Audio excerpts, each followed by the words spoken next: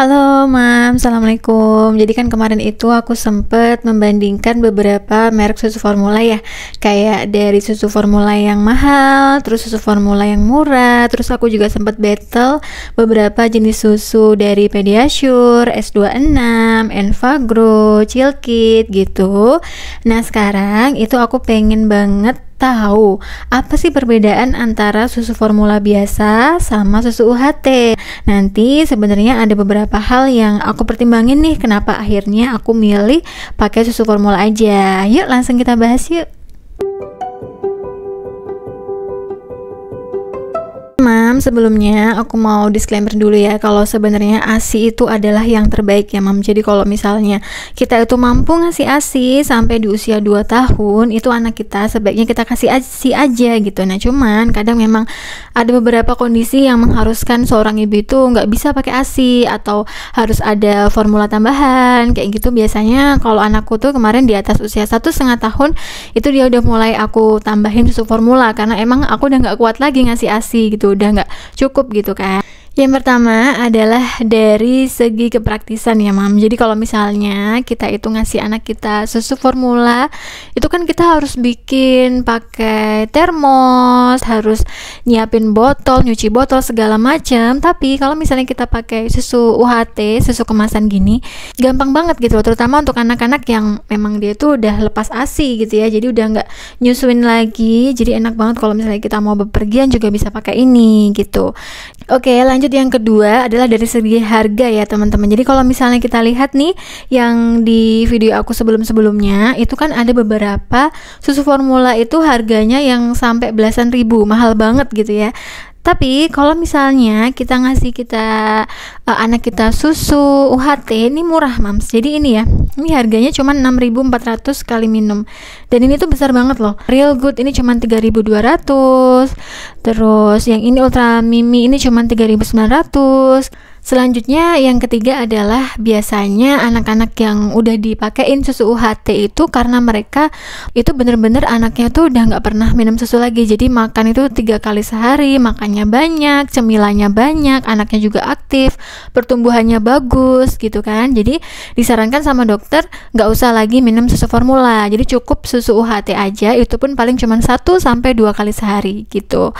Nah tapi untuk anak-anak yang susah makan gitu ya, kayak anak pertamaku, kalau misalnya lagi sakit atau lagi kecapean tuh dia tiba-tiba jadi GTM. Sama dokter tuh sampai sekarang ya masih disuruh untuk pakai susu formula gitu loh. Nah ini kan ada informasi kandungan nilai gizi nih Mams. Nah kalau misalnya kita bandingin sama yang UHT-nya Pediasure ini, ada beberapa kandungan yang nggak dimilikin sama susu ini. Terutama kalau misalnya ini kan sama ya Mams, mereknya sama Pediasure gitu kan. Kalau misalnya kita ngasih anak kita merek-merek lain kayak misalnya Ultra Milk, itu ternyata kandungannya beda Mams. Nah ini kandungannya lebih sedikit lagi ya. Kalau nggak semua ini tuh mengandung susu sapi segar yang banyak gitu. Ada minuman namanya Milku. Ternyata susunya itu cuman 8%. Jadi dia gulanya banyak, terus kandungan nilai gizinya juga sedikit gitu kan. Frisian Flag yang ini kandungan susunya itu ternyata cuman 52%. Milo itu ternyata dia tuh komposisinya susu sapinya itu cuman 9% ya, padatan susu sapinya. Jadi ini tuh lebih kayak susu buat minuman aja gitu. Indomilk ya, Indomilk yang untuk anak-anak nih Mams. Nah ini komposisinya susu segarnya itu cuman 30% gitu. Yang Ultra Mimi atau Ultra Milk yang 2 ini ya Mams ya, itu kandungan susu sapi segarnya itu 100%. Jadi ini ya Mams, ini kita lihat di sini. Di komposisinya itu 100% susu sapi, dan di sini untuk nilai gizinya juga seperti ini ya. Yang ini juga sama ya. Ini kandungan susu sapi segarnya itu adalah 100% ya, tanpa pengawet gitu kan. Nah, sementara untuk yang Ultra Mimi rasa coklat, nah kalau yang rasa coklat ini dia ada tambahan macam-macam Mams. Untuk Cimory komposisinya itu sapi segarnya cuma 20% ya. Sementara untuk yang Real Good itu susu segarnya juga cuma dikit, cuma 10%. Tapi kalau untuk yang Real, yang So Good, yang susu steril ini dia 100% juga Mam, 100% susu murni. Nah ini susu sapi aja ya komposisinya. Nah ini jadi kalau yang susu murni 100% susu sapi itu adalah yang Ultra Milk, Ultra Mimi, sama yang So Good. Selanjutnya kita lihat dari segi sukrosanya ya mam. Jadi kita ingat lagi yang kemarin aku review itu aku lebih milih susu yang gak mengandung sukrosa. Soalnya sukrosa itu sebenarnya buat anak-anak tuh gak bagus ya. Jadi yang full cream tadi yang 100% susu murni itu ternyata dia gak ada kandungan sukrosanya mam. Jadi ini bagus banget nih, gak ada kandungan sukrosanya. Terus untuk yang ini juga gak ada kandungan sukrosanya, 0 ya. Terus kita lihat lagi yang ini kandungan sukrosanya. Nah ini juga nggak ada ya, kandungan gulanya itu terdiri dari laktosa aja, jadi aman. Yang Pediasure vanilla rasanya itu 5, wah besar banget, padahal ini yang rasa vanilla ya. Terus kalau misalnya kita lihat yang rasa coklat 7, wah besar banget ya.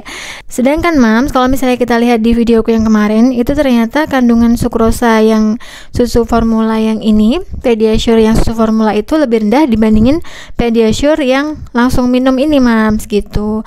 Tapi sayangnya nih, sayang banget yang nggak ada sukrosanya tadi kan cuman ini ya, 1, 2, 3, dan ketiganya ini anakku nggak mau mams karena rasanya tuh nggak enak, kata anakku gitu. Jadi anakku tuh kalau misalnya mau minum susu UHT itu dia lebih suka sama susu-susu yang banyak gulanya kayak yang ini Sweet Delight. Pertimbangan yang terakhir adalah kalau misalnya anak kita itu ada kondisi khusus ya, kayak misalnya kekurangan berat badan, itu kita harus pilih susu formula yang memang khusus untuk meningkatkan berat badan, dan itu kan susu UHT nggak ada ya gitu kan, adanya Pedia Komplit gitu kan.